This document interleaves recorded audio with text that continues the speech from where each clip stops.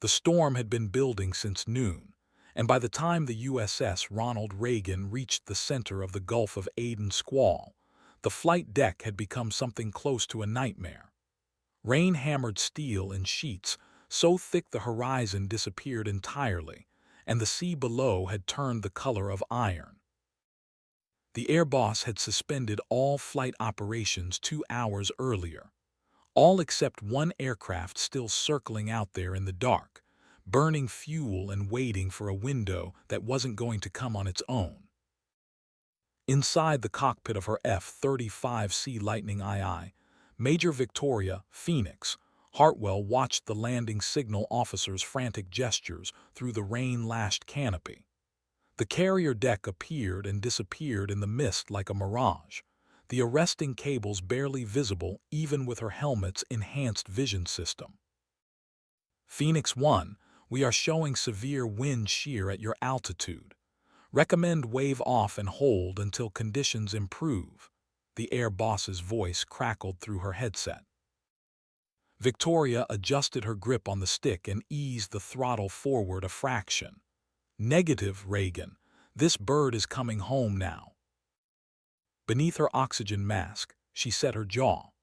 The F-35's flight computer flashed warnings about the turbulence, but Victoria wasn't relying on computers. She was flying by feel, by the subtle vibrations transmitting through the airframe into her body. 20,000 pounds of advanced war machine responded to her touch as if it were an extension of her own nervous system. The deck disappeared again in a sheet of rain. Victoria didn't flinch.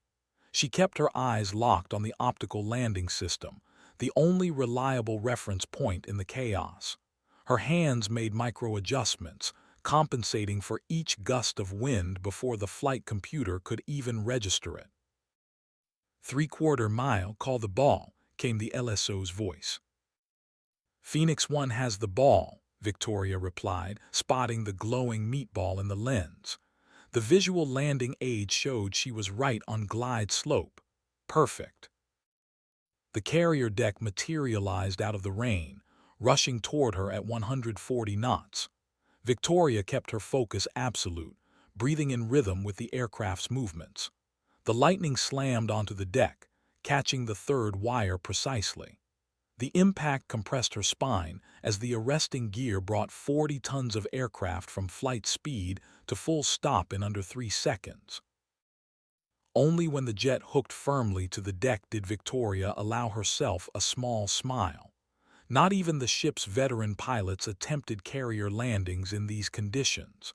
But then again, they weren't Victoria Phoenix Hartwell.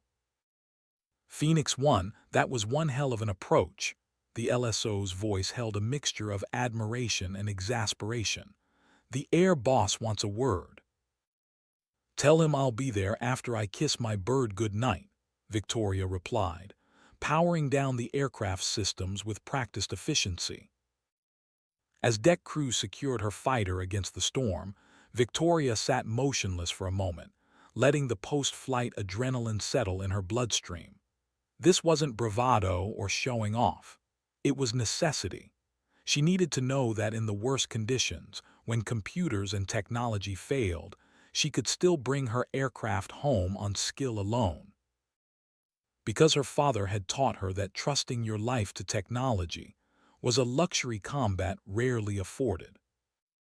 The maintenance bay provided shelter from the storm, the massive hangar deck echoing with the sounds of aircraft being serviced. Victoria pulled off her helmet, releasing a cascade of auburn hair that fell just above her shoulders. At 34, she carried herself with the confident bearing that came from over a decade of military service, her lean frame hardened by years of withstanding the punishing G-forces of aerial combat maneuvers. Major Hartwell, a voice called from behind. That landing is already becoming carrier legend. Chief Morrison is offering 2-to-1 odds you can't repeat it. Victoria turned to find Commander Bradford, the Air Wing's operations officer, approaching with a tablet in hand. His expression was difficult to read. Tell the chief I don't gamble, sir. she replied, setting her helmet down on a workbench. I just fly. Bradford nodded, but his usual banter was absent. Vicky, you need to come with me. Admiral Prescott wants to see you in his quarters immediately. Something in his tone made Victoria stiffen. What's going on? Just come with me, Major. Bradford's use of her rank rather than her call sign told her everything she needed to know. This wasn't about her landing or any operational matter. As they walked through the carrier's narrow passageways, Victoria felt a chill that had nothing to do with her sweat-dampened flight suit. Admiral Prescott didn't summon pilots to his private quarters unless something was very wrong. The Admiral was standing by his desk when she entered, his weathered face grave. Another officer was present as well, a chaplain. Victoria felt her stomach drop before a word was spoken. Major Hartwell, Prescott began formally, please sit down. Victoria remained standing. Sir, with respect, just tell me. The Admiral exchanged a glance with the chaplain before continuing. I regret to inform you that your father, Colonel Raymond Hartwell, passed away yesterday at his home in Virginia. Initial reports indicate an automobile accident, but details are still being gathered. The words struck Victoria with physical force. She fought to keep her bearing, her military training providing a thin shield against the emotional impact. How she managed. Single vehicle crash. His car went off River Road late at night. The Admiral paused. I served with Ray in Desert Storm. He was a fine officer and a good friend. I'm deeply sorry, Victoria. Victoria stood rigidly, processing the information through a rapidly descending fog. Her father, Iron Ray Hartwell, legendary F-14 pilot and Desert Storm veteran, dead in a car crash. The man who had survived over 300 combat missions, who had ejected twice from crippled fighters over enemy territory and walked out, killed driving on a road he had traveled thousands of times. Was he drinking? She asked, her voice mechanical. No, Prescott replied firmly. Toxicology was clean. It appears he may have swerved to avoid something on the road. Victoria nodded, her mind racing even as emotions threatened to overwhelm her defenses. I'll need transportation back to Norfolk, sir. Already arranged. A COD flight will take you to Bahrain in 3 hours, then military transport direct to Andrews. You're on emergency leave effective immediately. Thank you, sir. Victoria turned to leave, desperate to be alone. Victoria, Prescott called after her. Your father was proud of you. He told me so when I took command of the Reagan. Said you were the best pilot in the family, and coming from Ray Hartwell, that meant something. She acknowledged this with a tight nod, unable to trust her voice, and left the Admiral's quarters. Back in her small stateroom, Victoria sat on the edge of her bunk, still in her flight suit. The storm continued to batter the carrier, the ship's slight movements matching the turbulence in her mind. Her father couldn't be dead. Not Iron Ray. The man was indestructible, a living legend in naval aviation. She closed her eyes and was instantly transported back to age 8, sitting in the cockpit of her father's F-14 Tomcat during a family day at Naval Air Station Oceana. Her small hands barely able to wrap around the control stick, feet nowhere near reaching the rudder pedals. This is where we dance with gravity, Vicky Bird, her father had said, his voice carrying the gentle Virginia accent that emerged when he wasn't in official settings. Up there, you'll feel the G-force trying to push your blood down into your legs, trying to make you black out. Know what stops it? The G-suit, young Victoria had asked, pointing to the special pants pilots wore. Raymond Hartwell had smiled. That helps, but what really keeps you conscious is grit. That's what separates the pilots who come home from those who don't. Not the technology, not the training, it's grit. When your body screams to give up, you refuse. When your aircraft is falling apart around you, you still fly it home. Victoria opened her eyes to the present, the memory so vivid she could almost smell the jet fuel and leather of that long-ago cockpit. Grit. Her father had lived by that code, instilled it in her and her older brother Daniel from childhood. Daniel had carried it into the Marines, becoming a helicopter pilot before Afghanistan took him 5 years ago. And now both of them were gone, leaving her the last pilot in the Hartwell bloodline. 3 hours later, Victoria boarded the COD aircraft for her journey home, carrying only a small duffel with essentials.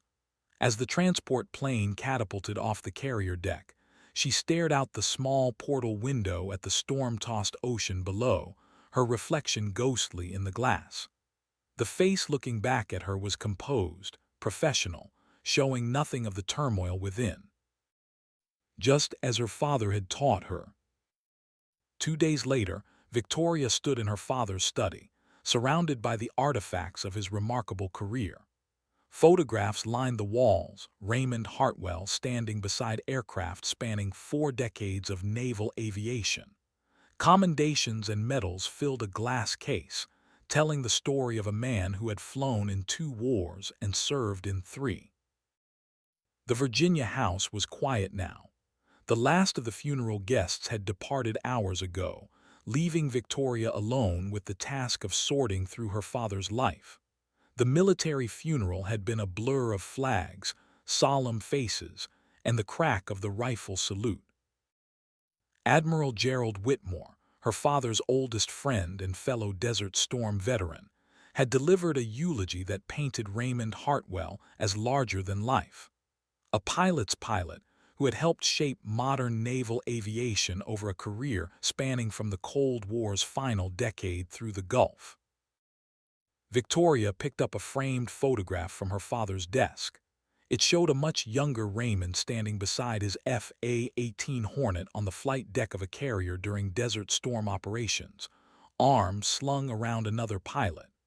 Both men wore the confident smiles of those who had flown combat and lived to tell about it. The other pilot's name escaped her, though she had heard her father mention him over the years. She set the photo down and opened the desk drawer, looking for important papers she would need to settle his affairs. Instead, she found an old, battered flight jacket patch, the embroidery faded but still legible. Crimson Sunrise. Below it lay a simple silver chain with a dog tag that didn't bear her father's name. The tag read Nathan Cole. Victoria frowned. The name was familiar. Nathan Cole had been her brother Daniel's best friend from flight school, another Marine pilot who had gone on to become a Navy SEAL. After Daniel was killed, Cole had shifted deeper into special operations. The last she had heard, he was assigned to a classified unit somewhere in the Middle East. Why would her father have his dog tag? Beneath the tag was a folded piece of paper with a handwritten note in her father's distinctive script. Find Nathan. Trust no one else. Victoria's military instincts, honed by years of operational security, suddenly heightened. This wasn't the random collection of memorabilia that it appeared to be. Her father had arranged these items deliberately, knowing she would be the one to find them. The study phone rang, startling her. Victoria hesitated, then picked up. Hartwell Residence. Victoria, it's Gerald Whitmore. The Admiral's voice was subdued after the day's events. I'm sorry to bother you tonight. I just wanted to check that you're holding up. I'm fine, sir. Just going through Dad's papers. I see. A pause. Anything I can help with? The question seemed loaded somehow. Victoria glanced down at the dog tag in her palm. Actually, sir, I found something odd. A dog tag belonging to Nathan Cole. Did my father mention him to you recently? The silence that followed lasted just a beat too long. Not that I recall, Whitmore finally replied, his tone carefully neutral. Cole was Daniel's friend, wasn't he? Perhaps your father kept it as a connection to your brother. Maybe. Victoria wasn't convinced. Admiral, the accident report, has it been finalized? Not yet. These things take time. Listen, Victoria, why don't I come by tomorrow? We can talk more then. I'd appreciate that, sir. After hanging up, Victoria continued searching the desk, finding nothing else unusual until she reached the bottom drawer. It was locked, the only one in the desk secured this way. Using a letter opener, she managed to force it open. Inside was a single item, a leather-bound journal with a small combination lock built into the cover. Victoria tried her father's birthday, then Daniel's, then her own. None worked. She tried his service number, then the tail numbers of his favorite aircraft. Still locked.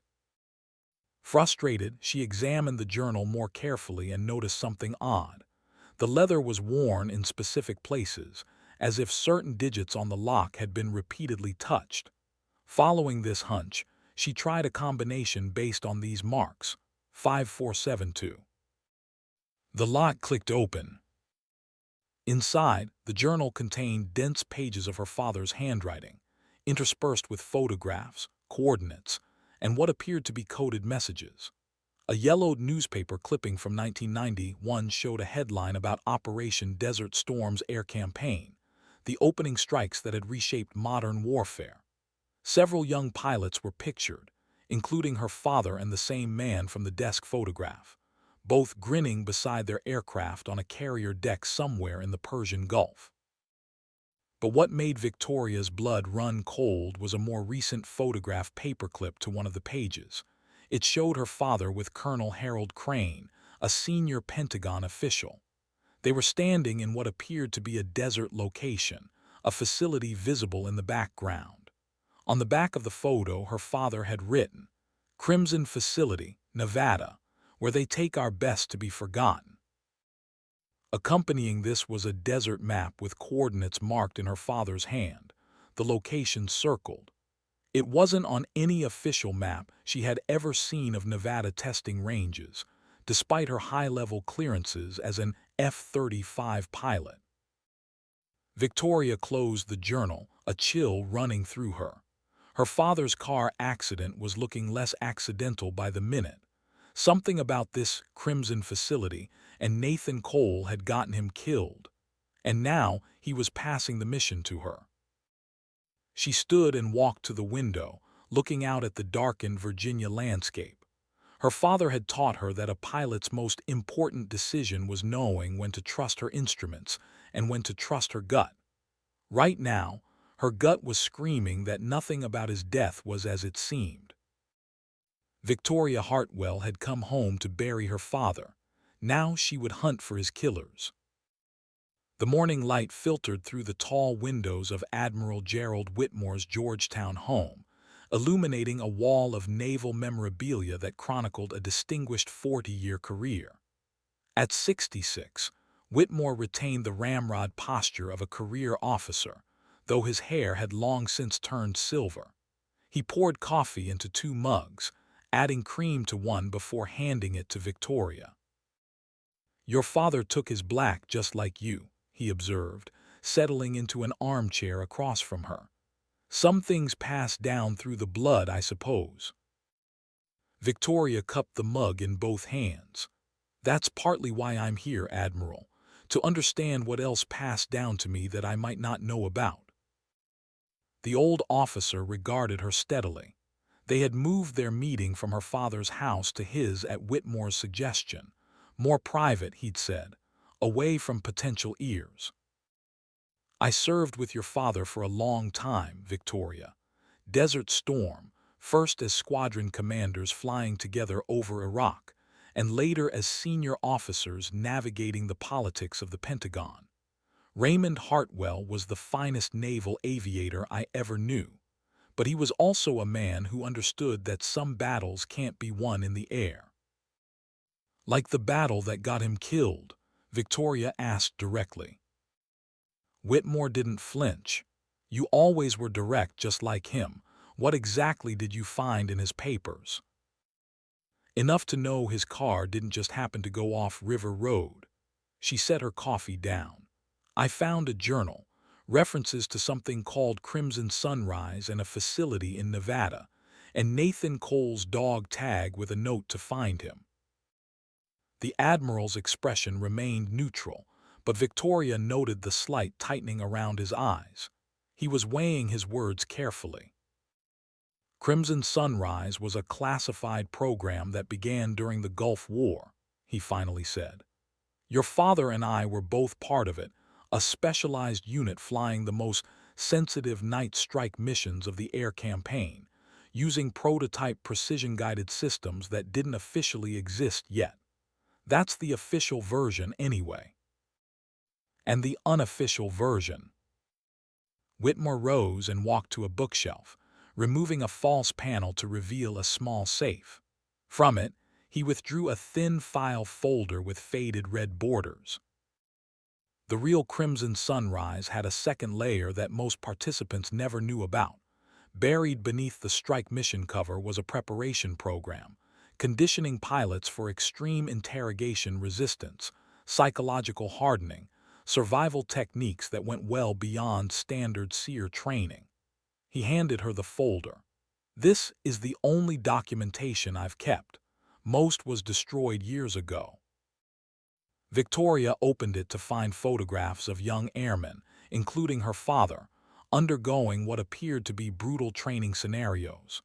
Men in stress positions, subjected to sleep deprivation, psychological techniques that skirted the edge of torture. This was sanctioned, she asked, studying the images. It was Desert Storm's aftermath, Whitmore replied quietly. We had pilots captured in Iraq. The enemy's interrogation methods were more sophisticated than anyone had anticipated. Command wanted insurance. Your father and I volunteered for the advanced program. What does this have to do with my father's death now, 30 years later? Whitmore took the folder back, his movements deliberate. After the Gulf War, the program was officially disbanded, but some believed it was too valuable to lose. It evolved, went deeper black. Instead of preparing our pilots for enemy capture, it began preparing select operators for deniable missions, things that officially never happened. And eventually, it became something else entirely. A place to put people who knew too much. People the government needed to disappear without the mess of a trial or prison. Victoria felt a cold certainty settling in her stomach, and my father discovered this.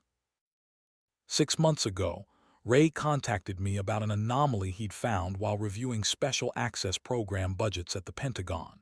Funds being diverted to a facility that didn't officially exist. He started digging, found a paper trail leading to a remote site in the Nevada desert, operating under the code name Crimson Facility. When he accessed satellite imagery, he discovered what appeared to be a detention center disguised as a military training ground. Why not take it up the chain of command? Whitmore's laugh was bitter. Because the chain of command was implicated. The facility operates under the authority of Colonel Harold Crane, Director of Special Access Programs, a man with connections throughout the intelligence community and defense contractors. Your father tried official channels and hit walls at every turn.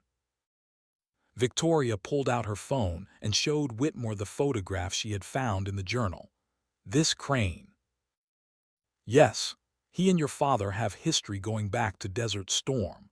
They flew together in the same carrier air wing during the opening weeks of the air campaign, but there was an incident.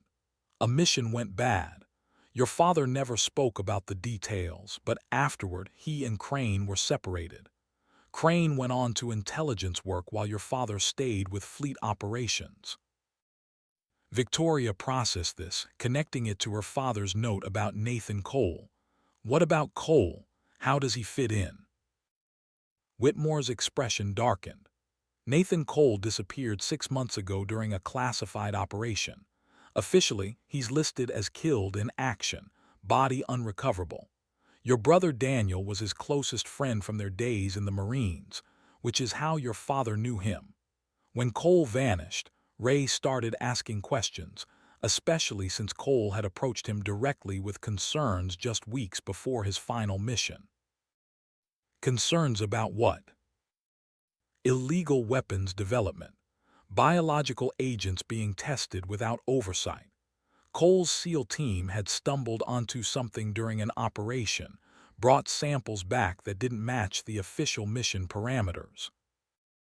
Victoria stood, needing to move. You're telling me my father was investigating an illegal black site where they're developing prohibited weapons and possibly holding American servicemen against their will? I'm telling you your father found evidence strongly suggesting this, yes. And when he couldn't get traction through official channels, he began building a case independently.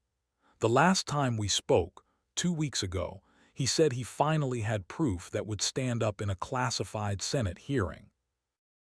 And then his car went off the road. Whitmore nodded grimly. The man survived ejecting from a crippled FA-18 over the Iraqi desert at night. He wouldn't lose control of a car on a road he had driven 10,000 times. Victoria moved to the window, looking out at the capital city spread below the Georgetown Heights, the center of American power, where her father had apparently stumbled upon something corrupt enough to get him killed. Why tell me this now? Why not at the funeral or before? Because they'll be watching you, Victoria.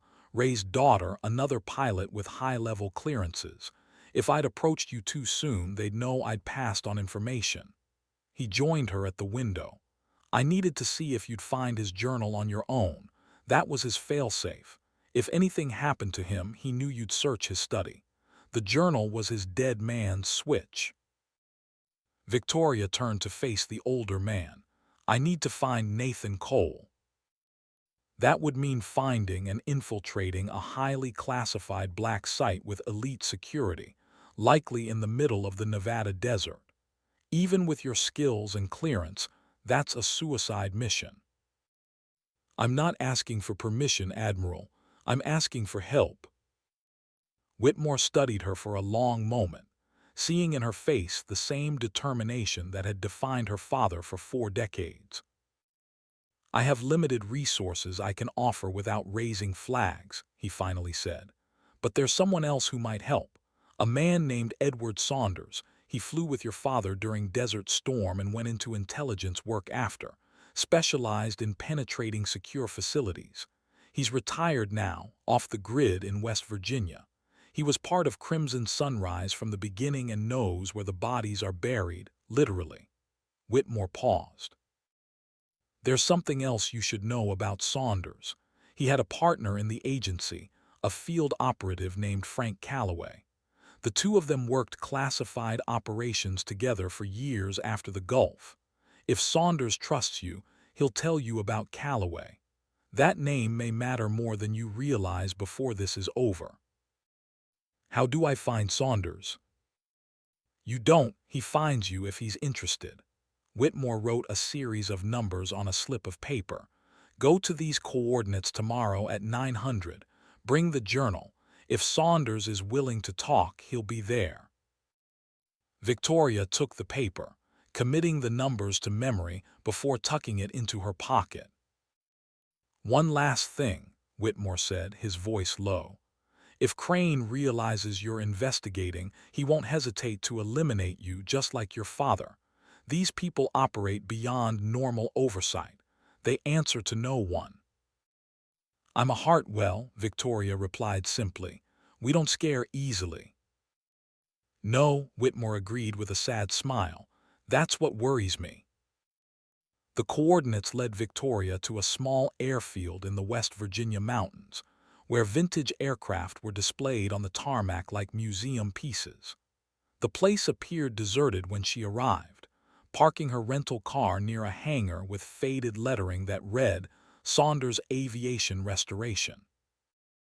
She stepped out into the crisp morning air, the journal tucked securely in her flight jacket. The facility looked operational but quiet, with several project aircraft in various states of restoration visible through the open hangar doors. Admiring my collection, a voice called from behind her. Victoria turned to find an older man in coveralls wiping his hands on a rag. Despite being well into his early 70s, Edward Saunders moved with the fluid grace of someone much younger. His weathered face was deeply lined, but his eyes remained sharp and assessing. "Mr. Saunders." "Depends who's asking." He continued cleaning grease from his fingers, seemingly indifferent. "Victoria Hartwell, Admiral Whitmore suggested I speak with you." Something flickered in the old man's eyes. "Hartwell, any relation to Ray?" "My father." Saunders nodded slowly as if confirming something to himself. "Gerald called, said you might come." He glanced at her flight jacket with its squadron patches. "F-35 pilot, carrier qualified, just like your old man except with fancier equipment." "You knew him well." "Flew together during Desert Storm, Crimson Sunrise operations." Saunders gestured toward the hangar. "Come inside. Fewer ears out here, but still too many for my taste." Victoria followed him into the cavernous space, where a partially restored F/A-18 Hornet dominated the center area, the same aircraft type that had defined Desert Storm's air campaign. "Beautiful, isn't she?" Saunders patted the fuselage lovingly. "Not like your computerized Lightning. This bird took real flying. When the hydraulics went, you felt every pound of that airframe fighting you. No fly-by-wire to save your neck." "My father taught me to fly manually first," Victoria said. "Said electronic aids were a crutch that would fail when you needed them most." Saunders chuckled. "Sounds like Ray, always prepared for the worst-case scenario." His expression sobered. "Which brings us to why you're here. Gerald said you found Ray's journal." Victoria removed it from her jacket. "It led me to Crimson Sunrise and something called the Crimson Facility. My father believed Nathan Cole is being held there." Saunders took the journal, his hands gentle with the worn leather.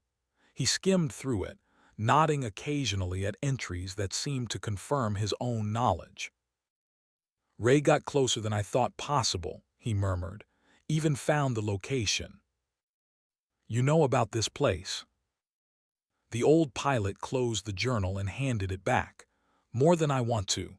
I spent 3 years there." Victoria's eyes widened. "As staff?" "As a prisoner." Saunders rolled up his sleeve to reveal a small tattoo, a number preceded by the letters CF. Crimson Facility, where good soldiers disappear when they know too much. "What did you know?" Saunders moved to a workbench, pouring coffee from a thermos into 2 chipped mugs. He handed one to Victoria before answering. "In the late 90s, I was running classified reconnaissance operations along the Iranian border. One night, my team photographed something we weren't supposed to see: American contractors delivering restricted materials to a site that had no official authorization. When I filed my report, my entire team was reassigned overnight. 3 days later, I was arrested on fabricated charges." "That's insane," Victoria said. "That was just the beginning. Instead of a proper investigation, I was taken to a facility in Nevada, told it was a specialized debriefing center. Turned out to be a prison for people with inconvenient knowledge. Some were there for months, others for years. I was kept for 3 years before being released with a dishonorable discharge and a strong suggestion to keep quiet if I wanted to stay alive." "How did you get out?" Saunders smiled thinly. "I had a friend on the outside. Frank Calloway, former CIA field operative, the best I've ever known. He and I had worked operations together for years after the Gulf. When I disappeared, Calloway spent 18 months quietly building leverage against the people who ran that place. Eventually, they decided keeping me was more trouble than releasing me." He tapped the journal. Ray contacted me about 6 months ago. Said he'd found evidence of the facility still operating. Wanted to know everything I remembered. I told him about Calloway too. Told him that if things went sideways, Calloway was the only man inside that world he could trust. Is Calloway still active? Saunders' expression shifted to something between admiration and sorrow. In a manner of speaking, he went back in voluntarily. 3 years ago, after he started picking up signals that the facility had started something new, something worse than when I was there. He's been operating inside their network ever since. As far as Crane's people know, he's a retired asset who minded his business. In reality, he's been positioning himself, waiting. Waiting for what? For someone with enough access and enough reason to do something about it. Saunders studied her over his coffee mug. He's in there now, Victoria, inside Crimson facility itself. If you end up inside, he'll find you. The knowledge settled over her with a weight she hadn't expected. Her father had known about Calloway. He'd built this network carefully, each piece in place before his car went off River Road. Why would a place like this still exist? She pressed. The Cold War is long over. Secrets don't retire when wars end, Saunders replied. Every administration since the Gulf has used Crimson, different names, different locations sometimes, but always the same purpose. A place to make problems disappear without due process. Your father found evidence it's now being used to develop weapons prohibited by international conventions. Biological, chemical, things the Senate oversight committees would never approve. Victoria felt a growing sense of dread, and Nathan Cole discovered this. According to your father, yes. Cole's SEAL team was deployed to secure samples from a suspected terrorist lab. What they found instead was American-made bioweapons. Cole recognized the signatures from his specialized training. When he reported it, he and his entire team vanished, listed as killed in action on a completely different mission. And my father started investigating. Ray always was a stubborn man when it came to right and wrong. Saunders' voice carried a note of deep respect. He had contacts throughout the Pentagon, clearances that got him access to classified budgets. He followed the money until he found the facility, started gathering evidence for a Senate Intelligence Committee hearing. Victoria set her mug down, the coffee forgotten. So they killed him and made it look like an accident. Almost certainly, Saunders studied her face. The question is, what do you plan to do about it? Find the facility, get Cole out, finish what my father started. The old pilot set down his own mug with a deliberate click. Just like that. This isn't a carrier landing in bad weather, Major. This is a black site with military-grade security, run by people who have already proven they'll commit murder to protect their operation. I'm not asking if it's possible, Victoria replied, her voice hardening. I'm asking if you'll help me plan. You know the facility. You know how it operates. My information is years old. But your knowledge isn't, and now I know about Calloway. Saunders studied her for a long moment, then nodded once decisively. All right, I'll help you plan, but you'll need someone with current special operations skills for the groundwork. Who did you have in mind? Someone who's been hunting Crimson for 3 years and knows the stakes personally. Saunders pulled out his phone. Someone who lost family to this program, just like you did. The roadside diner sat alone on a stretch of Nevada highway, its neon sign buzzing in the gathering dusk. Inside, Victoria sat in a corner booth, nursing a cup of coffee that had gone cold. Her rental car was parked outside, dusty from the long drive across the desert. 3 days had passed since her meeting with Saunders. 3 days of intensive planning, of satellite imagery and operational security protocols, of learning everything Saunders remembered about the facility's layout and rhythms. Now she waited for Saunders' final contact, a former Army Ranger who allegedly had both the skills and the personal motivation to help infiltrate the facility. Victoria checked her watch, running late. The diner door opened, admitting a rush of desert air and a woman in her early 40s, dressed in hiking clothes with a battered backpack slung over one shoulder. She scanned the nearly empty establishment, eyes settling on Victoria with immediate recognition. Without invitation, the woman slid into the booth across from Victoria. "You're Hartwell." It wasn't a question. Victoria studied her, noting the coiled readiness in her posture, the way her eyes constantly swept their surroundings. Military, definitely, but not what she'd expected. "I was told to meet a former ranger named Marshall." The woman extended a calloused hand. "Lieutenant Colonel Diane Marshall, Army Rangers, retired. You look surprised." "I am," Victoria admitted. Saunders was selective with details. "That's Ed for you."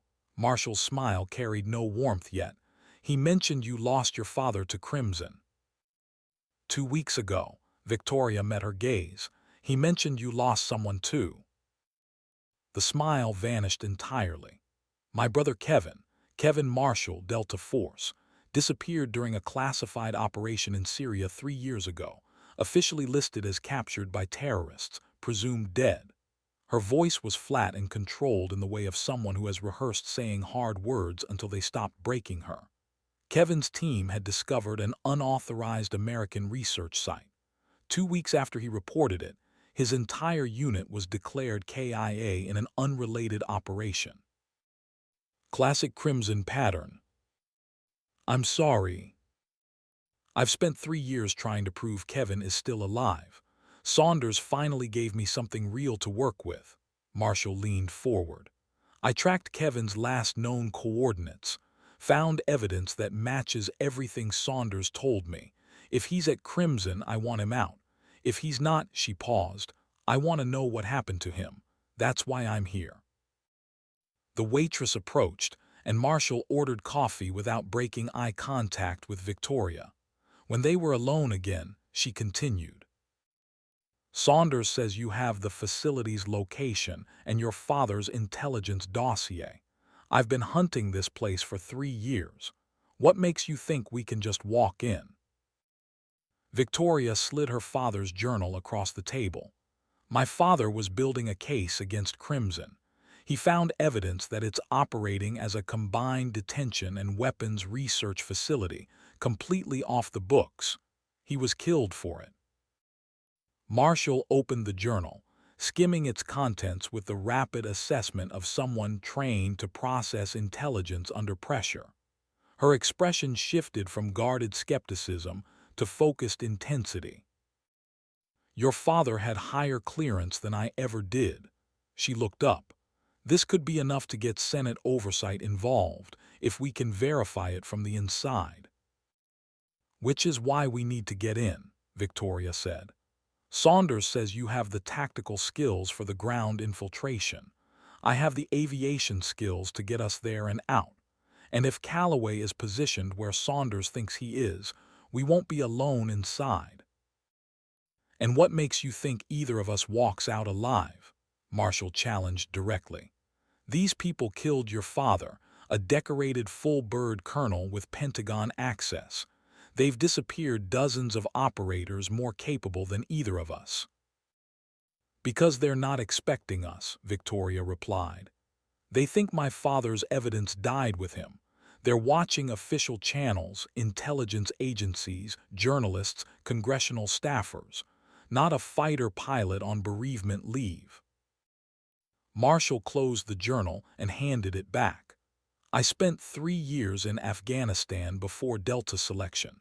I can handle the groundwork if you can get us there without tripping their radar.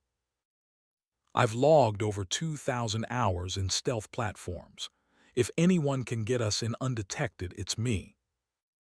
A grim smile crossed Marshall's face, Partners then, she extended her hand. For Kevin and for your father.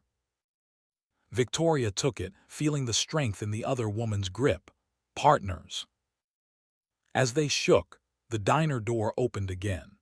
Both women tensed simultaneously, assessing the newcomer, a man in a business suit that was too clean, too pressed for the remote location.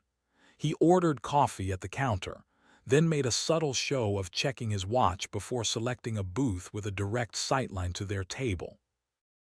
Marshall's posture shifted almost imperceptibly. "We're being watched," she murmured, lips barely moving. "He didn't drive here. No car outside fits." Victoria gave no indication she'd heard, taking a measured sip of her cold coffee.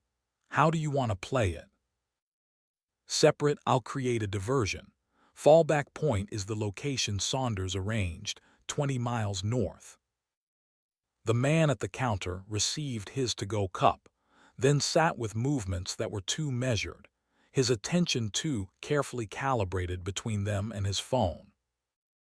"On three," Marshall said quietly. 1, 2. The diner lights went out. In the darkness, Victoria felt Marshall press something into her palm, a compact flashbang, standard room-clearing equipment. Both women moved.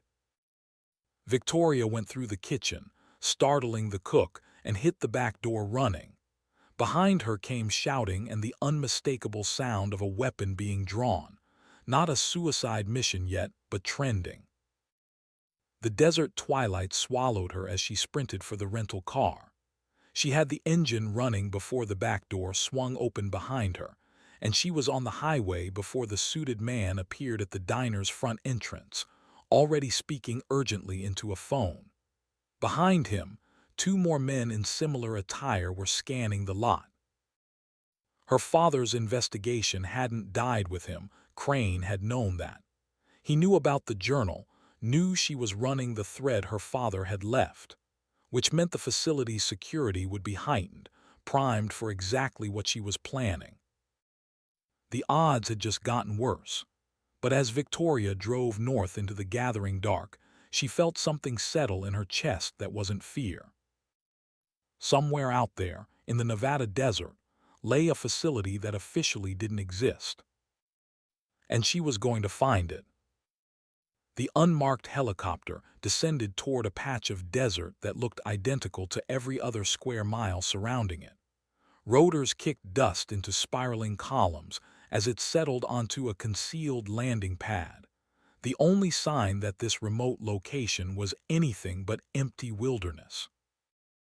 Victoria regained consciousness slowly, her head throbbing in rhythm with the rotors.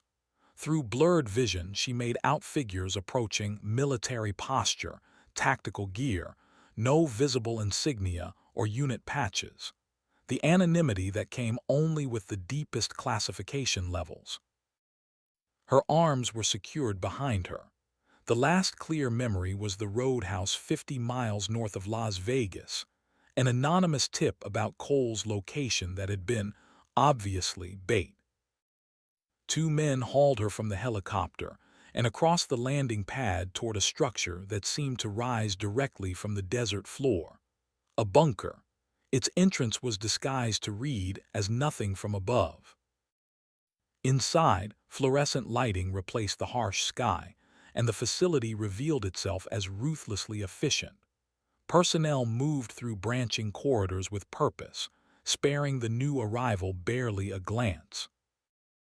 They brought her to a room with a metal table and 2 chairs, secured her to one and left without a word. Victoria tested the restraints, military-grade zip ties. Her jacket and boots had been taken. 10 minutes later the door opened, and Colonel Harold Crane walked in. In his early 60s, silver-haired, with the physique of a man who had refused to let rank make him soft, Crane carried himself with the absolute certainty of someone who had operated beyond accountability for so long that accountability had ceased to feel real to him. He sat across from her and placed a folder on the table as casually as a man reviewing quarterly reports. "Major Victoria Hartwell," he said, "Coulson Phoenix, carrier-qualified F-35 pilot, Distinguished Flying Cross for the Taiwan Strait incident last year. He opened the folder to surveillance photographs, Victoria meeting with Saunders, with Marshall examining the journal. Your father's daughter in every way.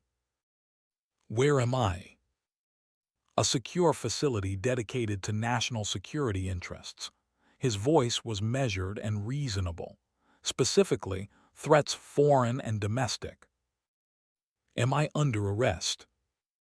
That's a complicated question. He extracted a document from the folder.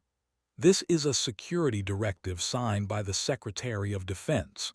It authorizes me to detain individuals deemed threats to classified operations, without warrant, without formal charges, for an indefinite period. Victoria leaned forward as far as the restraints allowed. Is that what you told Nathan Cole when you disappeared him? That he was a threat to national security?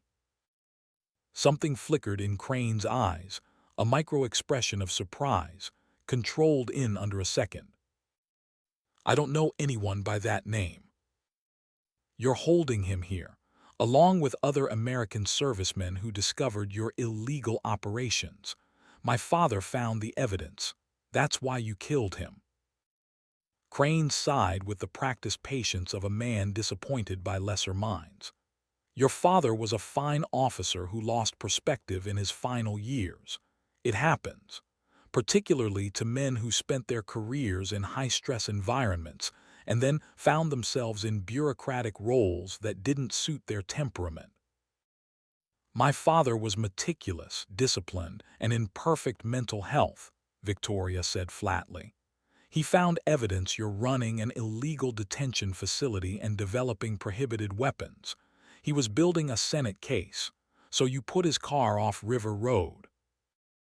For the first time, the mask slipped, a flash of genuine anger beneath the professional calm.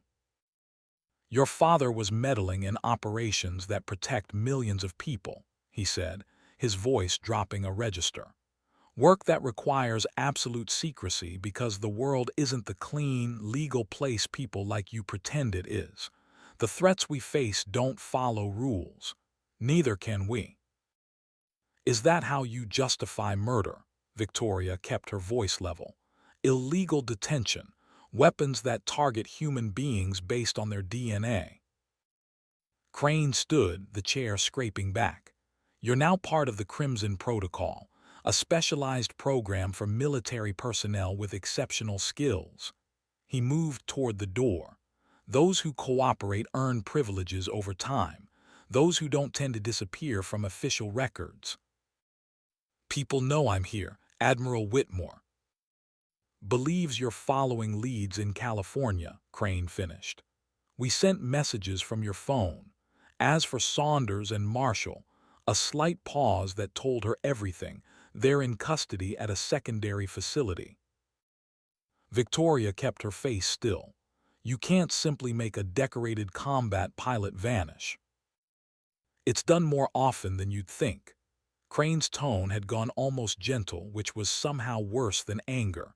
Rest, Major. Tomorrow your indoctrination begins.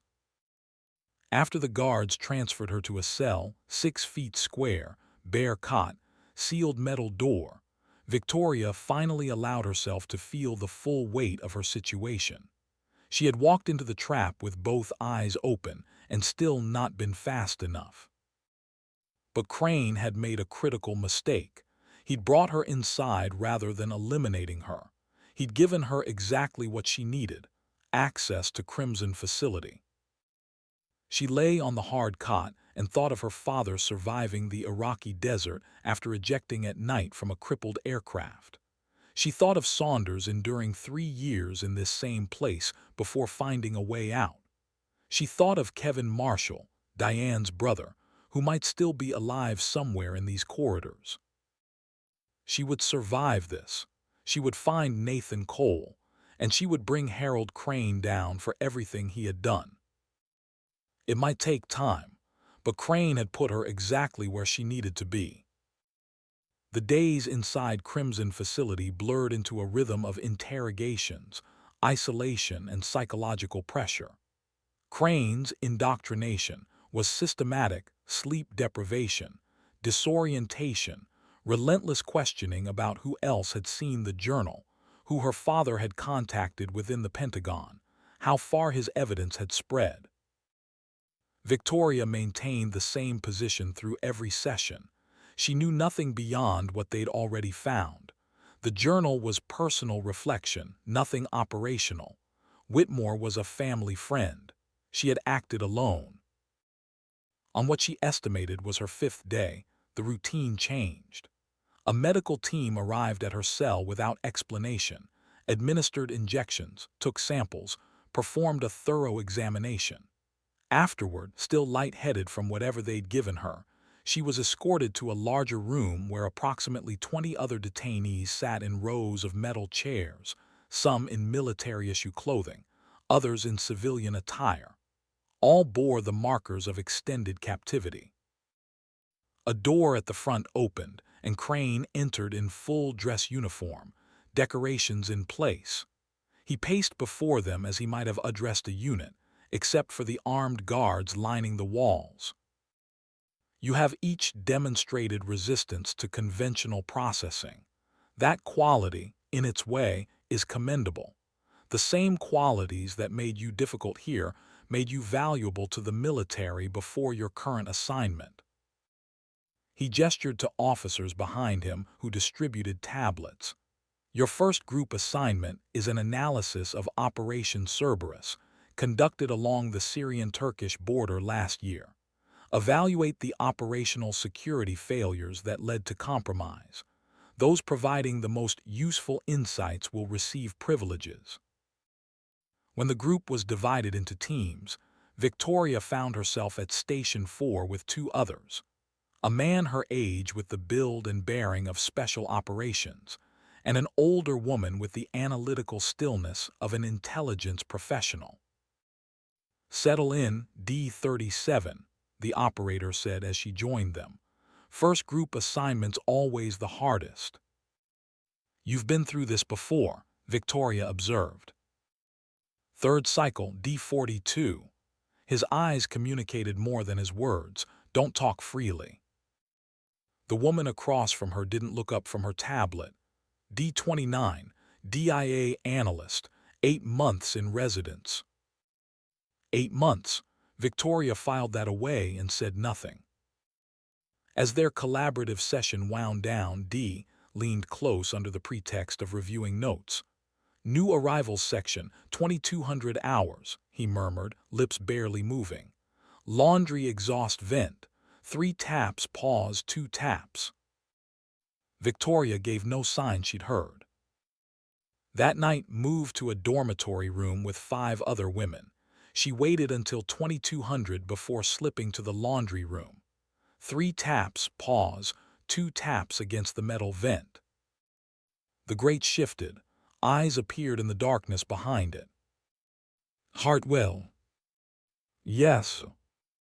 "Cole sent me. Says you're Daniel's sister." Victoria's breath caught. "Nathan Cole is alive." "East Wing, maximum security. 8 months. Says your father was building a case, evidence that could shut this place down." "I had it," Crane intercepted me. A soft curse. Cole anticipated that possibility, but the failsafe is already in motion. Saunders activated it before he was taken. "Saunders was captured." "Yes, but not before he made contact. Someone on the outside has your father's complete evidence package. Senate Intelligence Committee, closed session, 3 days from now." Hope, hard and sharp, moved through her chest. "There's a timetable problem," the voice continued. "Mass transfer is scheduled 4 days out. The bioweapons research is being relocated offshore.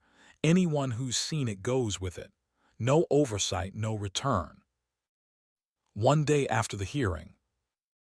"If the hearing fails, we're all permanent ghosts, Cole especially." A pause. "There's one way to reach him. Volunteer for medical testing.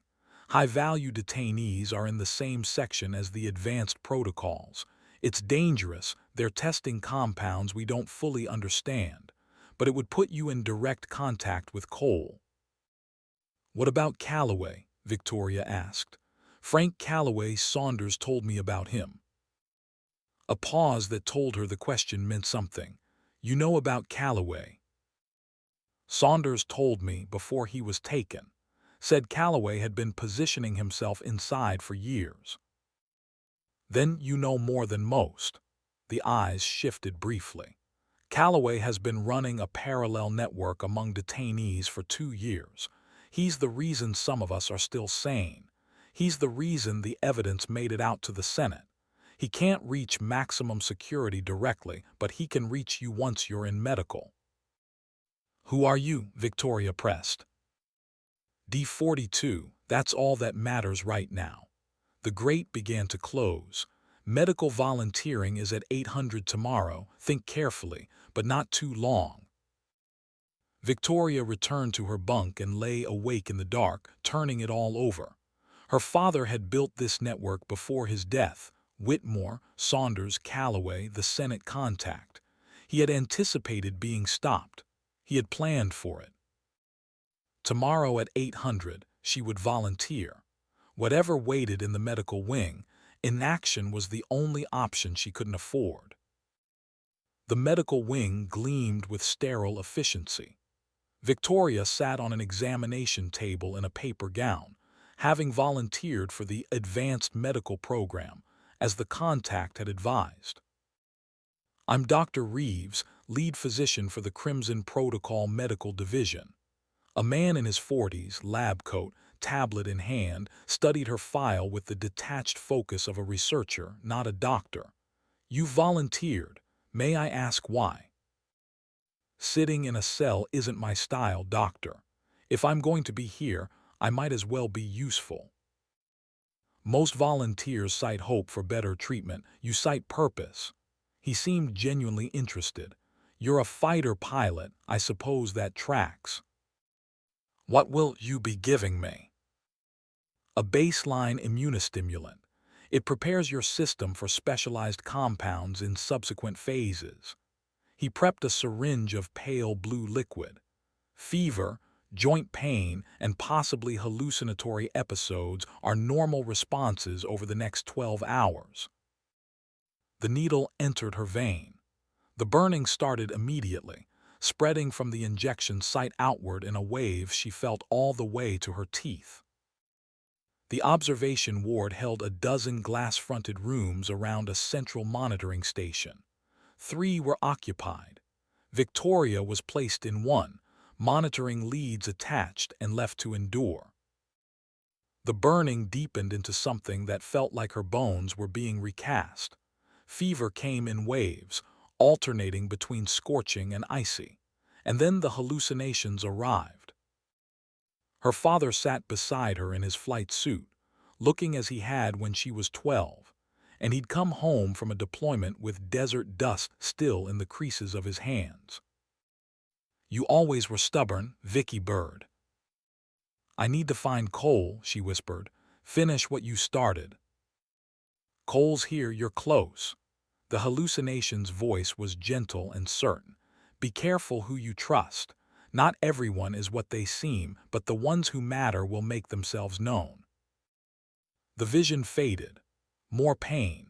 Victoria bit through her lip, keeping the sounds inside, tasting copper, riding each wave with the same principle her father had drilled into her from childhood. Grit doesn't mean it doesn't hurt. It means you don't stop. By dawn, the fever broke. When Dr. Reeves arrived and reviewed her readings, something shifted in his professional detachment. He seemed almost unsettled. Remarkable, he said, checking her pupils. Most patients require sedation during peak reaction. You maintained full consciousness throughout. I've had worse training days, Victoria said, her voice hoarse. That evening, a new patient was wheeled into the chamber directly opposite hers. A man, unconscious, face carrying recent bruises that told a story of resistance. When the overhead lights caught his face fully, she recognized him. Nathan Cole. Around midnight, when the ward had settled into its quiet cycle, Cole began to stir. She watched him orient himself with the careful economy of a trained operator, assessing the room, the equipment, the exits, the threat level. When his scan reached her chamber, she moved.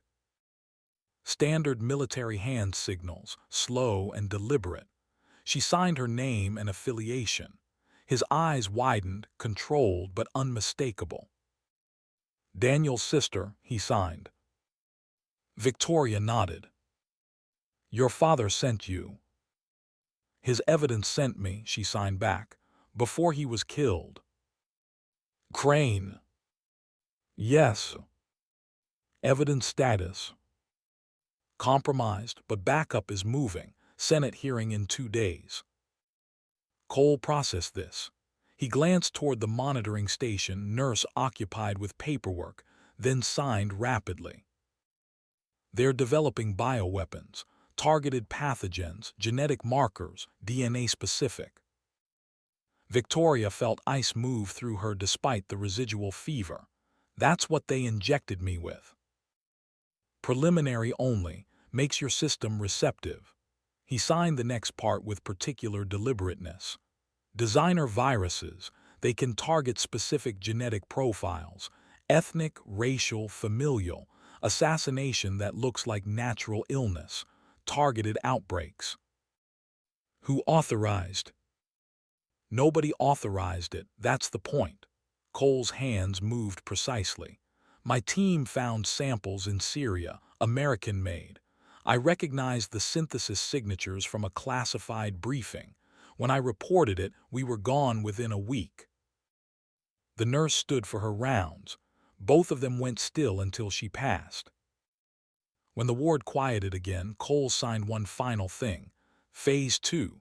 Some don't come back, be ready. Victoria had already made her decision.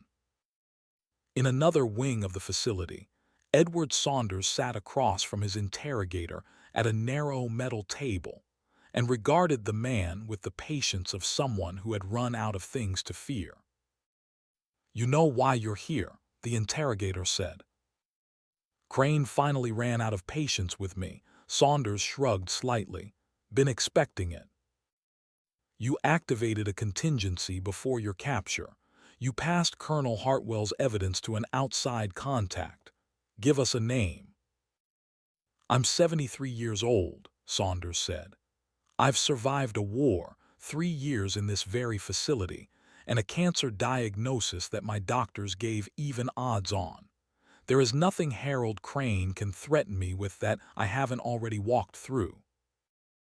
Everyone breaks.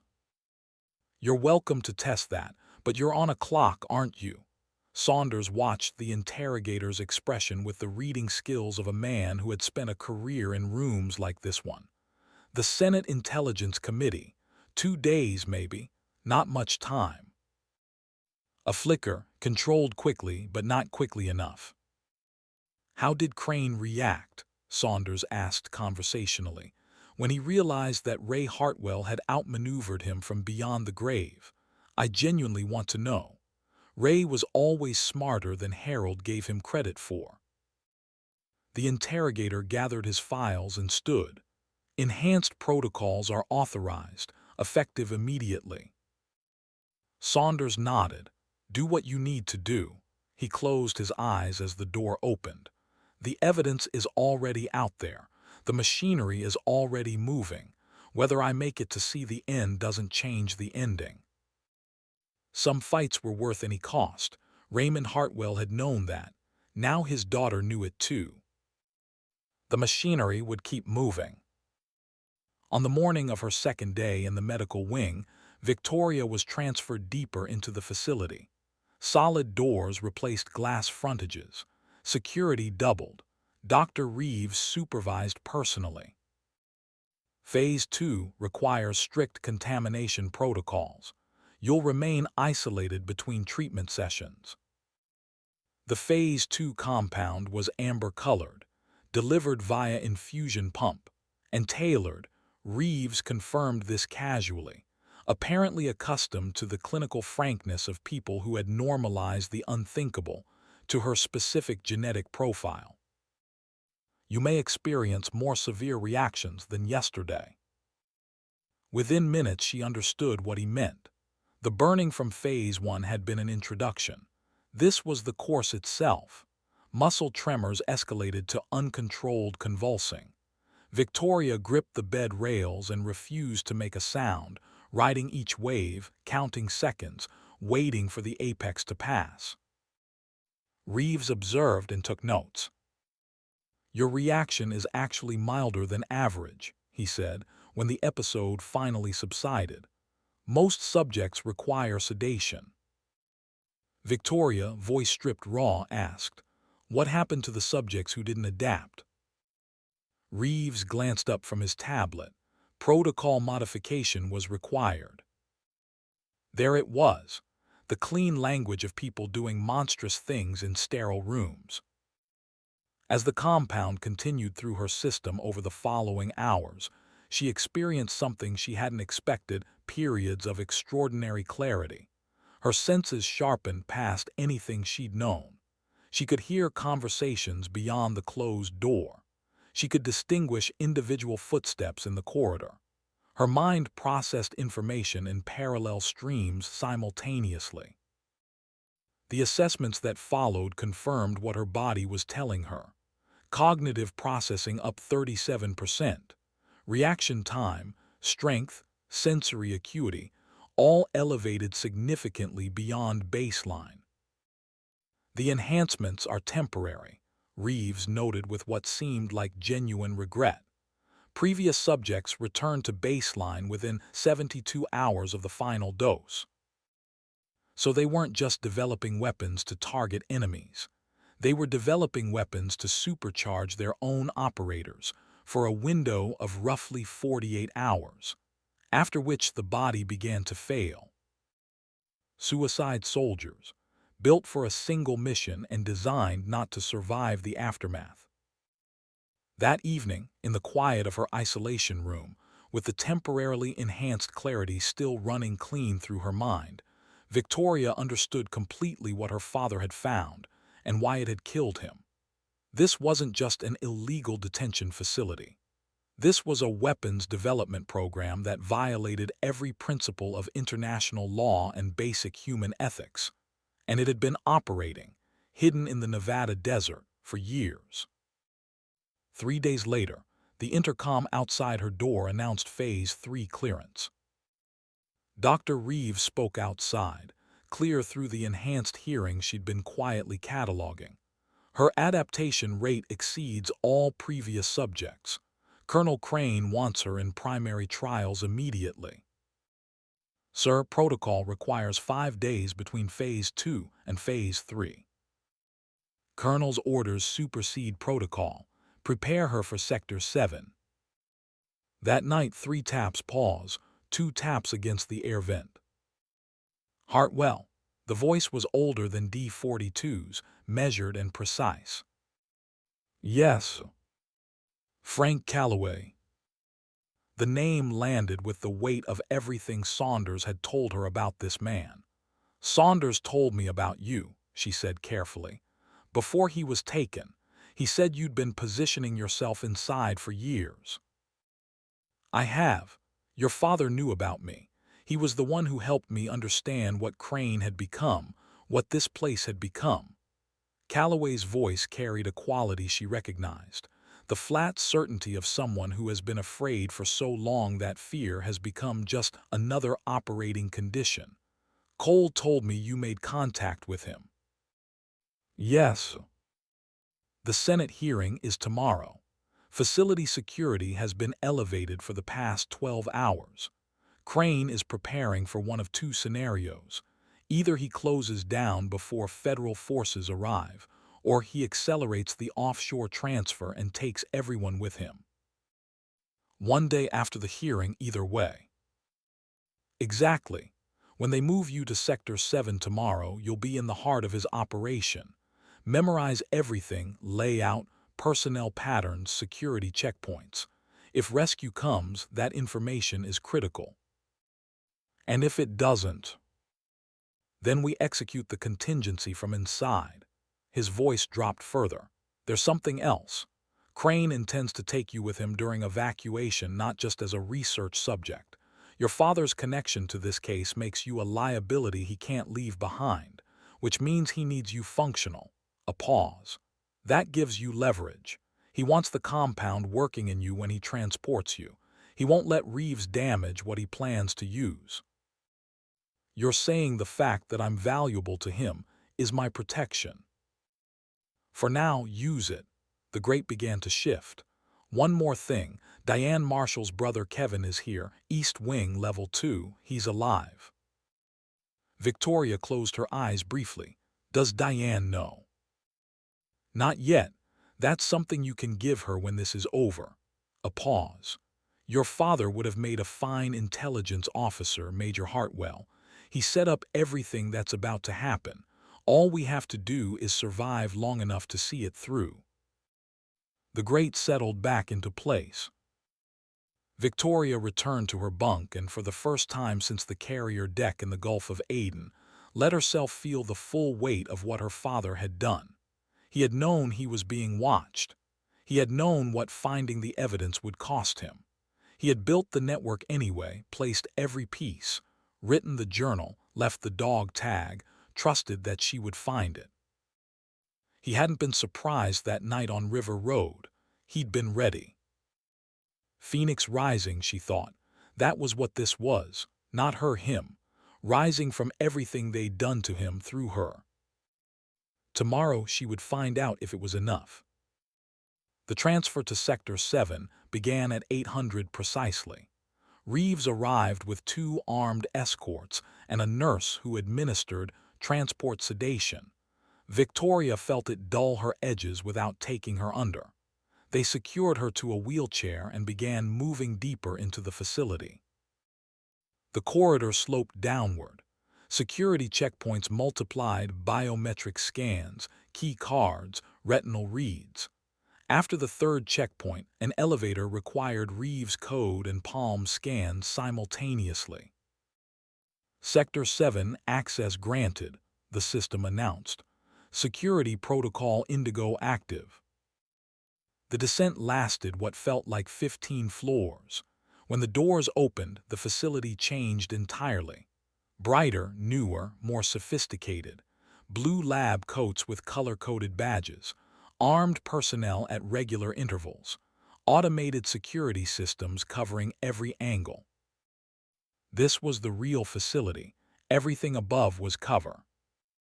The central hub opened into a circular space with laboratories branching off like spokes, genetic analysis, viral cultivation, automated testing systems. They brought Victoria to the primary cohort section, where specialized containment rooms held research subjects, most connected to monitoring equipment. Her assigned room had negative pressure ventilation, decontamination systems, hermetically sealed access. The implications of that engineering required no explanation. The digital clock read 9:27. The Senate hearing was scheduled for 1000.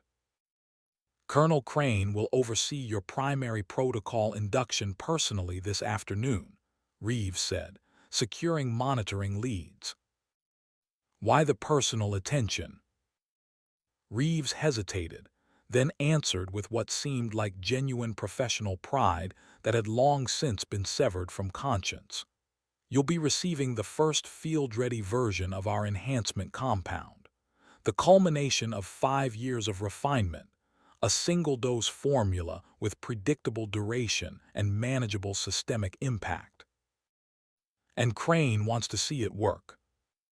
He wants verification before the offshore transfer. Reeves checked her restraints. Rest now. The procedure begins at 1400. Victoria pretended to rest and watched Sector 7 operate. She memorized the shift rotation, the checkpoint positions, the laboratory designations, the emergency access points, filing everything with the systematic precision her father had drilled into her from childhood. A pilot doesn't just fly the mission. A pilot memorizes every contingency before the wheels leave the ground. At 11:30, the facility's rhythm changed. Security personnel stiffened. Lab staff began backing up data. Something had shifted. The hearing had started. Reeves returned at 1200, hurried in a way he hadn't been before. A different security detail accompanied him. Change of schedule. Colonel Crane has ordered acceleration of all primary protocols. "What's happening?" Victoria asked. A guard answered before Reeves could stop him. Condition red, full security implementation. The hearing was working. Whatever her father's evidence contained, it was drawing blood. They moved her to a transport gurney and wheeled her deeper into Sector 7, through corridors where the security presence grew heavier with each checkpoint, until they reached a laboratory marked Terminal Assessment. Colonel Crane stood inside, in full dress uniform, beside a reinforced observation chamber. The uniform, Victoria realized, was deliberate, a man performing authority for himself as much as anyone else. "Dr. Reeves, proceed immediately," Crane ordered. "Complete evacuation within 3 hours." "Sir, pre-treatment stabilization is superseded by my direct order." Crane's tone closed the conversation. "Proceed." As Reeves prepared the syringe, clear liquid this time, the field-ready formula, Victoria processed the exchange. Crane had said take her with us during the transport discussion, which meant he needed her functional, not comatose. He needed the compound working in her when they reached the offshore facility. That was leverage, just as Calloway had said.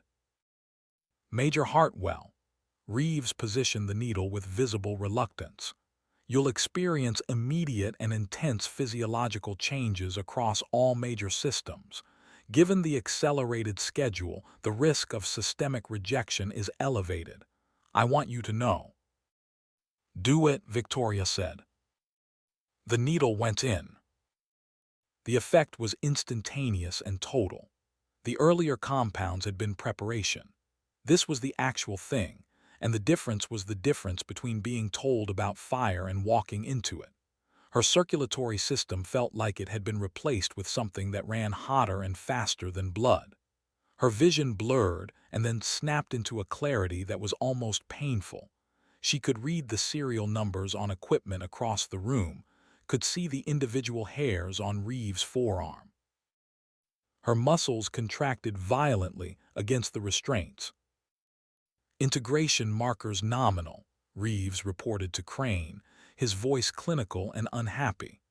"Heart rate stabilizing at 128, neural activity elevated across all lobes." Through the extraordinary clarity of the compound, Victoria heard something the others couldn't, transmitted through the facility's structural framework, faint but unmistakable to her enhanced hearing. Helicopter rotors, multiple aircraft, approaching from the north. Someone was coming. At 1342, the alarms changed. "Security breach, level 1. All personnel implement condition black. This is not a drill." Crane activated his communication device. "Report."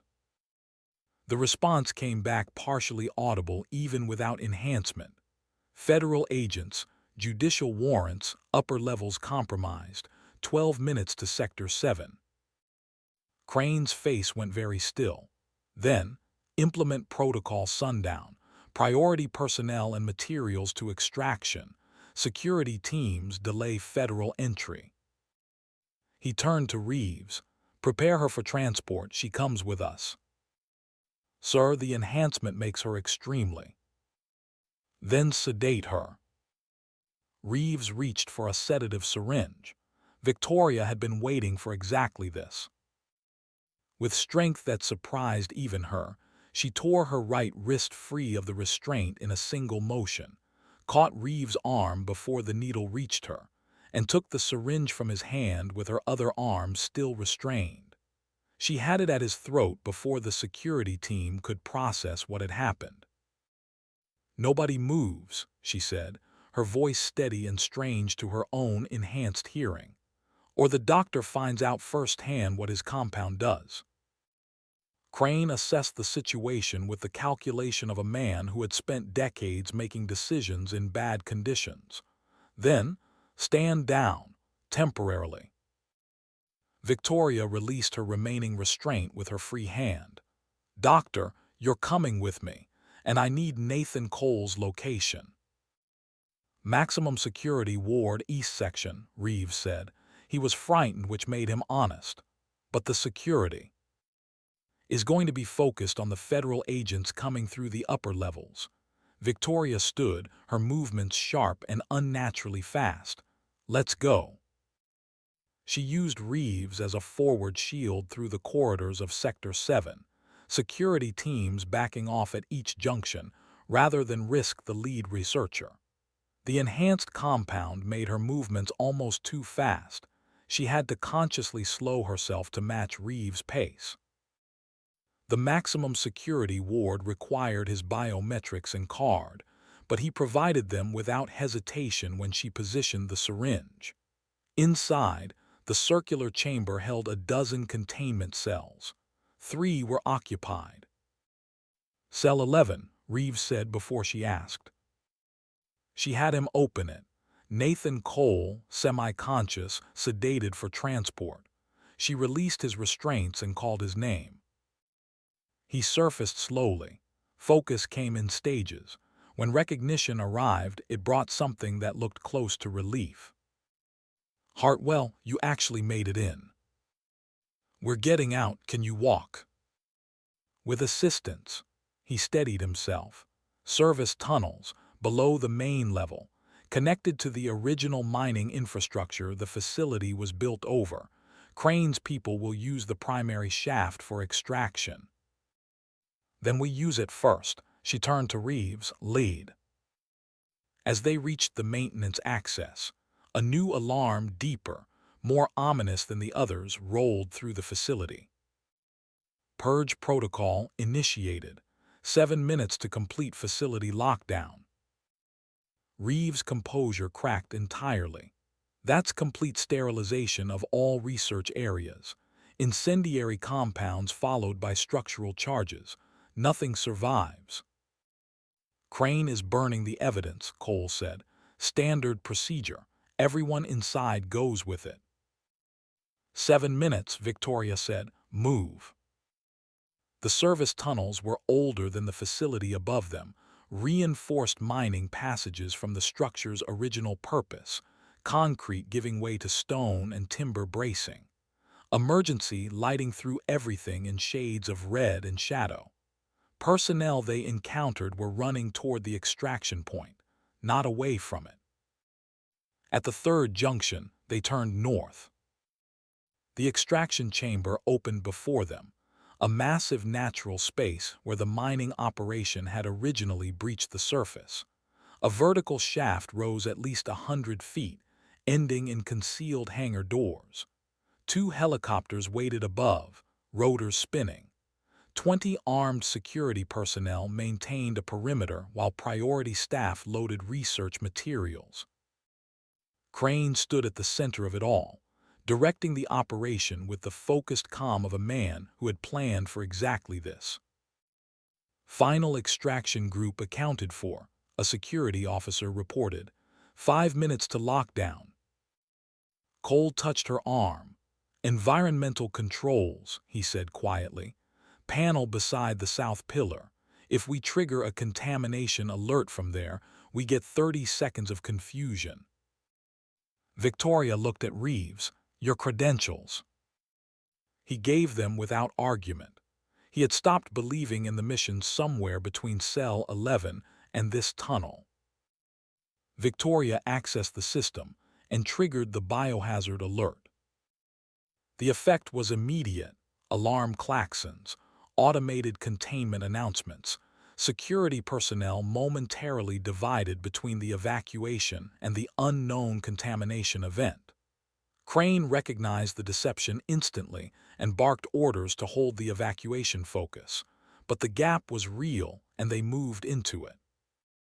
They were halfway across the chamber when a guard spotted them. "Colonel, escaped subject south entrance." Crane turned. For a moment across the chaos of the chamber, his eyes met Victoria's. "Secure the shaft," he ordered. "Nothing gets through."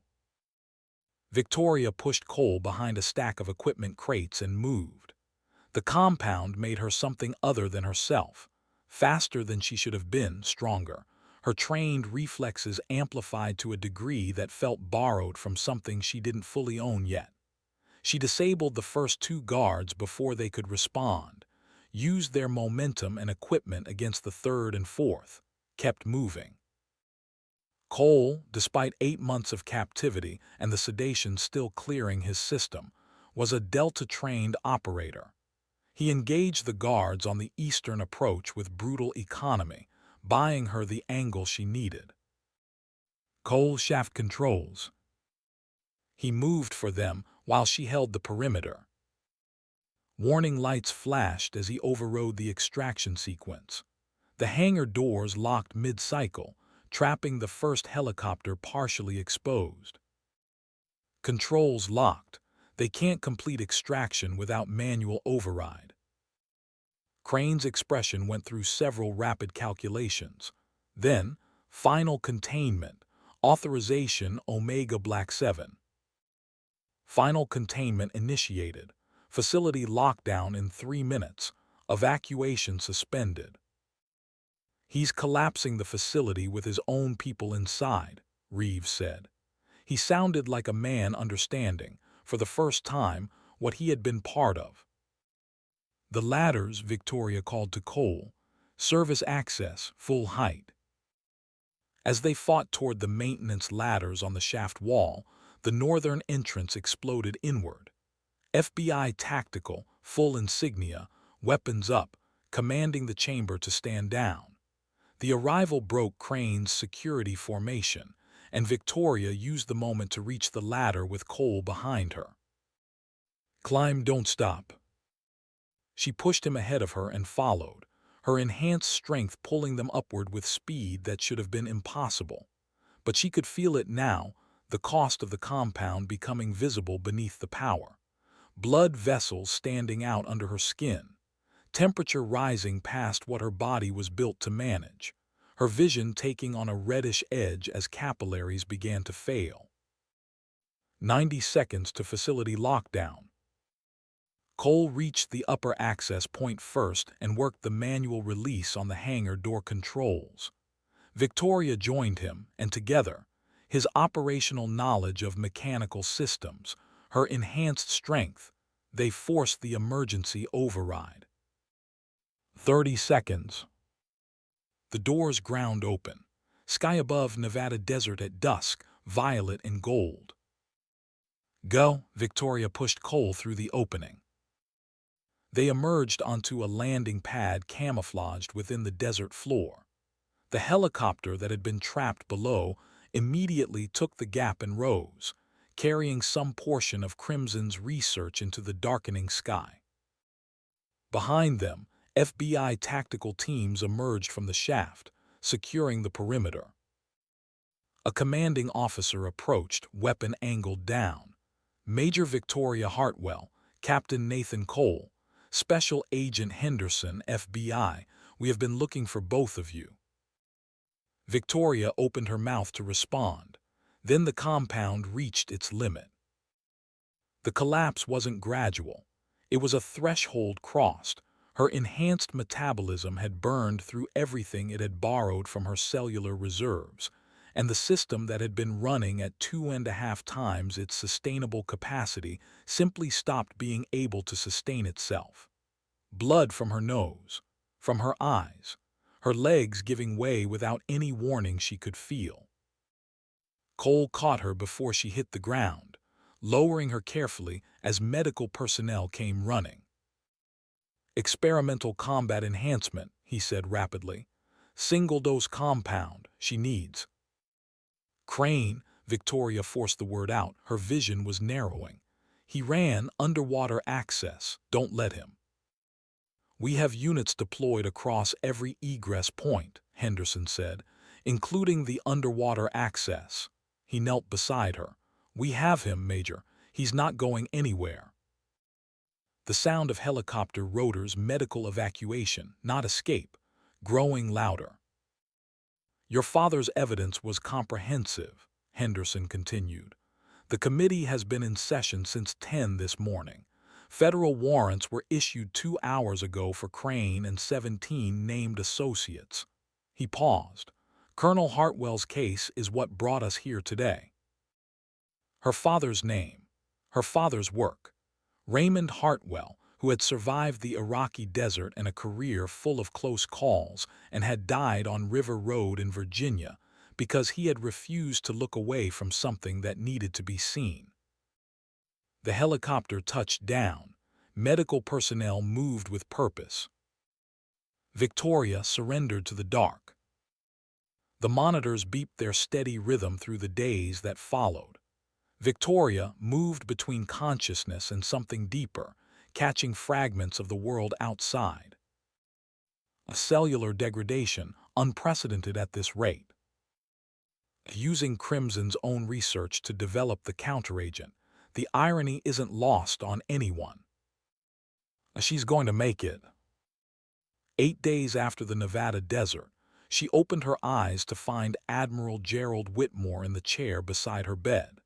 His weathered face was lined with something beyond fatigue, the particular exhaustion of a man who has been afraid for someone and is only now releasing it.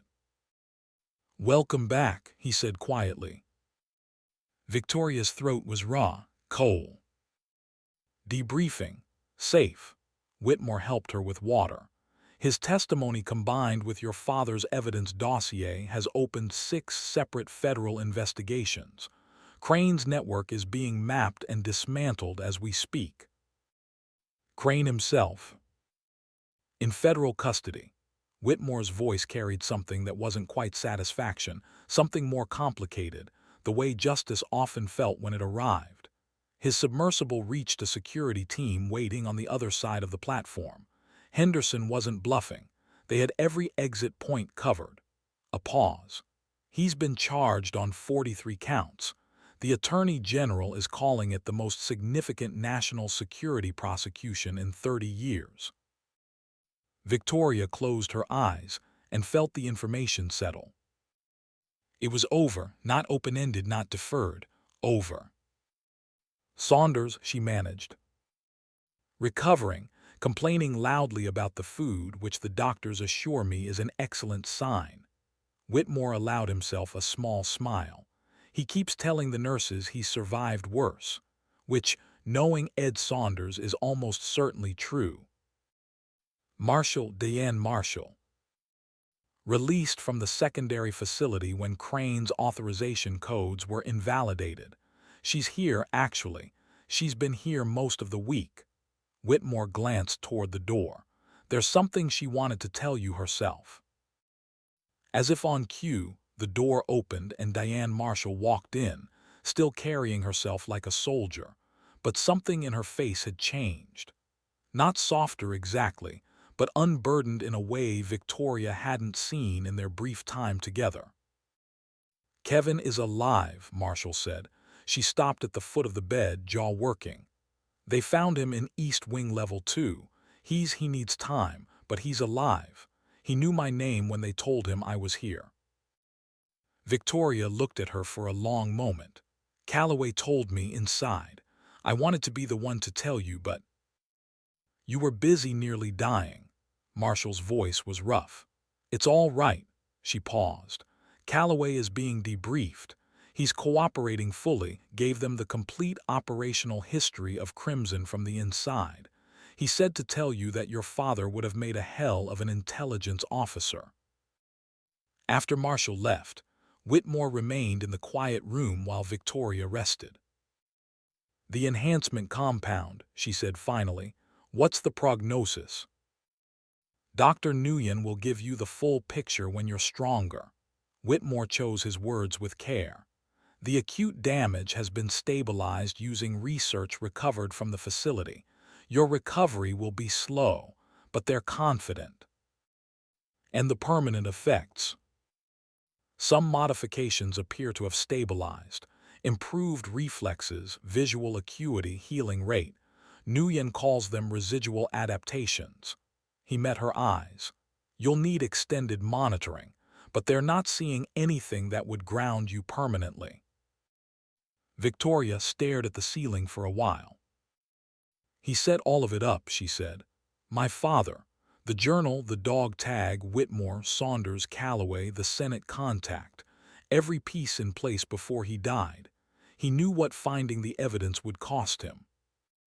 He knew, Whitmore agreed. He told me the last time we talked. He said he'd rather be wrong and alive than right and silent. A pause. He wasn't wrong. No, Victoria closed her eyes. He wasn't. She slept, and for the first time since the carrier deck in the Gulf of Aden, it was dreamless. Recovery was slow and disciplined, and in its way, honest, a reckoning with what her body had been put through, conducted one grueling physical therapy session at a time. Victoria approached it the way she approached everything that mattered, methodically, without shortcuts, without self-pity. The weeks that followed brought a steady stream of briefings on what the federal investigations were uncovering. Dr. Reeves and 19 other Crimson researchers were in custody, cooperating with prosecutors. The financial architecture of Crane's operation was being dismantled by Treasury analysts who described it, in a classified briefing, as among the most sophisticated off-books funding mechanisms they had ever encountered.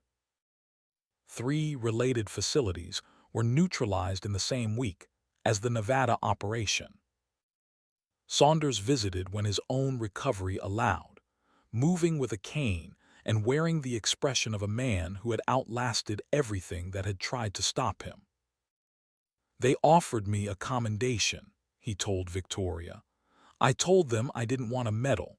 I wanted a guarantee that this kind of thing gets harder to do the next time someone tries it. What did they say? They said they'd look into it, he shrugged. Which is government for probably not, but we hear you. He settled into the chair by her bed. Calloway's testimony is going to matter for years. He documented everything, not just Crimson, but 3 other programs operating under similar cover. Your father found the thread. Calloway followed it all the way back to the source. Did Dad know how deep it went? I think he suspected. I think that's why he was so careful about building the case the right way. Saunders was quiet for a moment. Ray Hartwell was the most honest man I ever flew with. That's a rarer thing than people appreciate. 1 month after Nevada, Nathan Cole visited. He stood at parade rest with the habit of a man whose body remembered discipline, even when his mind wanted to be somewhere less formal. The shadows behind his eyes would take time. Some of them might not entirely go. The task force asked me to brief you, he said. Then, I wanted to say thank you. Without what you did, what your father built and you carried through, I would have been on that offshore platform within a week. There's no version of that story where I survive. My father believed you when no one else did, Victoria said. He invested everything in making sure it mattered. That's the thank you that counts. Cole nodded. He produced transfer orders from his jacket.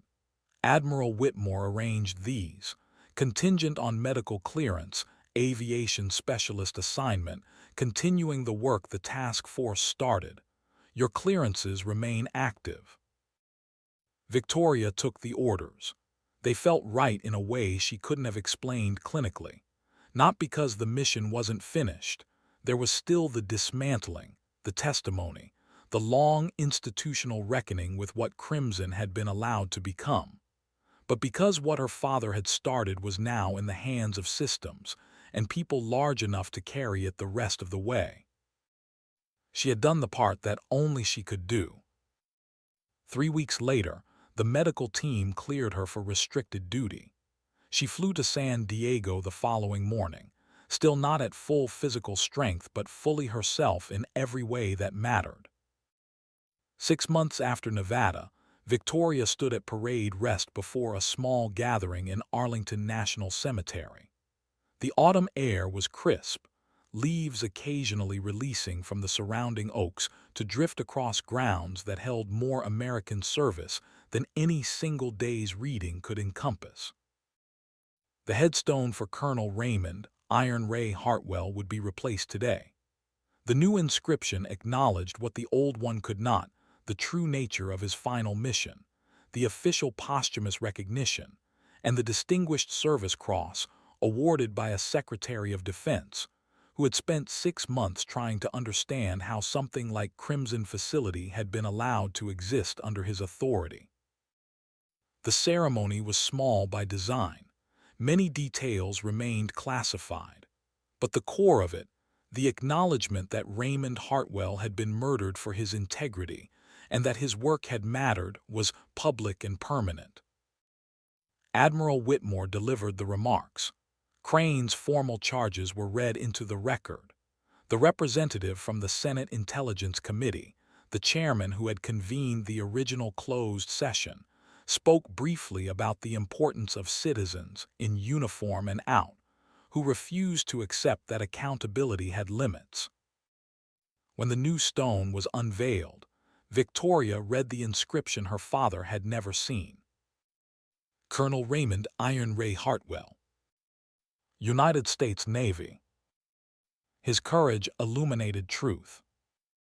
Distinguished Service Cross, posthumous. She stood with her hands clasped behind her back and let the mourning hold the moment without trying to compress it into something manageable.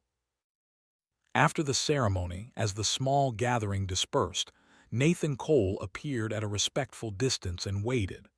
They walked together through the cemetery's quiet paths, leaves underfoot, the city audible in the middle distance. Crane's trial date was set this week, Cole said. March. The AG's office is calling it open and shut. Good. Calloway testified before the grand jury last Tuesday. 47 counts confirmed with documentary evidence. Crane's attorneys filed 3 motions to suppress. All 3 denied. Cole paused. It's done, Victoria. The legal part is just the formal ending. She thought about that for a moment. My father used to say that doing the right thing and finishing the right thing were 2 different skills. A lot of people have one. Very few have both. He had both. He did. She stopped walking and looked back toward the headstone, visible through the trees. He built everything that happened, not because he knew I'd find it, or not only because of that, because he believed that evidence, placed correctly and protected carefully, would eventually find its way to people willing to use it. He trusted the system even when the system had failed him. That's a remarkable kind of faith. It's the kind that costs something. She turned back to the path. Kevin Marshall is doing better. Diane says he's starting physical therapy. He remembers things in fragments, but he's orientating. She thinks he'll get most of the way back. Cole looked at her sidelong. She asked me to tell you that she doesn't have a word adequate to what she wants to say to you. She doesn't need one.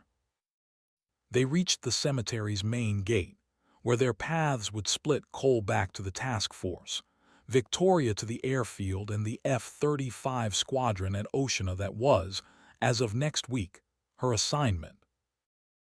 When you go back to flying, Cole said, don't let what happened in there change how you think about the cockpit. That's yours. That was always yours. Nothing Crane did touches it. Victoria looked at him for a moment. It doesn't. If anything, she paused, finding the right shape for it, it reminds me why it matters. Up there, the only thing between you and the ground is what you actually are. No cover story. No institutional protection. Just skill and grit and the decision to keep flying the aircraft home no matter what the instruments are telling you. Cole smiled. the first fully unguarded one she had seen from him. "Your father used to say something like that." "I know," she offered her hand. "Take care of yourself, Nathan." He took it. "You too, Victoria." She drove to the airfield alone, through the familiar Virginia landscape her father had loved, rolling hills going amber in the October light, the particular quality of East Coast autumn that felt like a held breath before winter. At the airfield, she walked out to the flight line and stood beside the F-35 that would be her starting Monday. The aircraft was prepped, quiet, waiting. She placed one hand on the fuselage. The cold of the metal, the smell of fuel and hydraulic fluid, and the faint ghost of exhaust from the last flight. The sensory vocabulary of her entire life. "I'm going back to flying next week, Dad," she said quietly. "Back to what you taught me to love." A pause.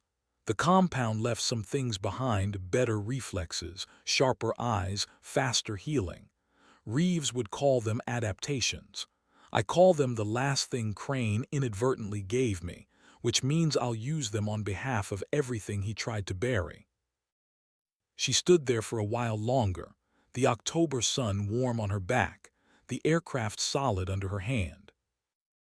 Raymond Hartwell had started something because he believed, against all the evidence of what had been done to him, that the truth placed in the right hands would eventually find its way out. He had been right, and his daughter had carried it through the part he couldn't reach. That was the full shape of it, not a tragedy with a heroic ending, not a victory that erased the loss, just the honest accounting. A good man had done everything he could, and it had been enough, and the daughter he had taught to fly had made sure of it. Victoria stepped back from the aircraft. The mission was complete. The hunt was over. Justice, for once, had arrived while people were still alive to see it. She walked back toward the hangar in the October light, already thinking about Monday. A note from the author. Dear reader, if you've made it to this final page, then Victoria Hartwell has taken you somewhere I hope was worth your time. For that, I am genuinely grateful. This story began with a question I kept returning to. What does integrity look like when the institution you serve decides it's inconvenient? Victoria isn't simply a fighter pilot chasing justice. She's a daughter honoring a debt she never asked for, carrying forward the work of a man who refused to pretend that what he saw wasn't real. That refusal, quiet and costly and absolute, is the moral center of everything that follows. I wrote this for readers who understand, from the inside of lived experience, what it means to serve something larger than yourself, and then discover that the thing you served had a shadow side you weren't supposed to see. For those of you who remember what it felt like when your government's word meant something, who watched friends come home changed from wars the country later struggled to account for, who spent careers believing that the uniform represented a standard worth upholding, I hope you found something of yourself in Raymond Hartwell's stubborn faith, and in Victoria's refusal to let his sacrifice dissolve quietly into paperwork. The world of this story is fictional. The questions it raises are not. Who watches the people we trust to protect us? What happens to those who see things they were never meant to see and choose honesty anyway? And what does one person with everything to lose, but a clear sense of what's right, decide to do when the systems designed for accountability have been quietly hollowed out? Raymond's answer and Victoria's is the same. You keep going. You build what you can. You trust that evidence placed carefully will eventually find its way to people with the courage to use it. You accept that you may not survive to see the outcome, and you do it anyway. I want to say something directly to you, because I believe you deserve it. Readers who have lived through the decades you have carried something to a story that younger audiences rarely can. You have watched institutions rise and fall. You have seen people you trusted make choices you didn't expect. You know, in a way that only comes from actually living it, that courage is not the absence of fear. It is the decision to act clearly in spite of it. Raymond knew this. Victoria knows it now. I also want to acknowledge something about the ending of this story. I gave Victoria and you a closed conclusion: Crane in custody, Cole free, Kevin Marshall alive, the truth formally acknowledged in Arlington's quiet ground. I did this deliberately. Some stories earn ambiguity. This one earned resolution. After everything Raymond Hartwell paid, and everything his daughter risked to carry his work through, the least I owed both of them, and you, was the sight of justice arriving while people were still present to witness it. This story is dedicated to every person who ever filed a report no one wanted to read, to every service member who reported something irregular and found the walls closing in, to every civilian employee who chose inconvenient honesty over comfortable silence. Integrity doesn't always win on the first pass, but given the right conditions and the right people willing to carry it forward, it has a way of winning eventually. Thank you for reading. Thank you for the decades of experience you brought to these pages. With deep respect, the author,